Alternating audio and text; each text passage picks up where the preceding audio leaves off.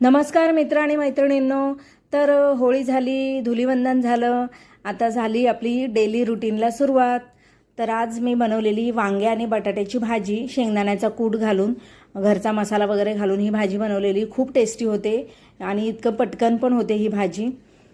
त्यानंतर मग कालचा भात होता, तर मी भात तर होता थोडासाच. मिस्टरांना बोलले पुरेल का तुम्हाला, नाहीतर मग मी खिचडी लावते किंवा राईस लावते व्हाईटवाला. तर बोलले नाही नाही, त्यांना पिवळा भात खूप आवडतो, फोडणी दिलेला, म्हणजे मिरची, कढीपत्ता आणि जिरेची फोडणी द्यायची आणि तो पिवळा भात बनवायचा, त्यांना खूप आवडतो. मग मी म्हटलं ठीक आहे. मग मी तो थोडासा भात होता त्यालाच फोडणी दिली, मिरची, जिरे आणि कढीपत्त्याची.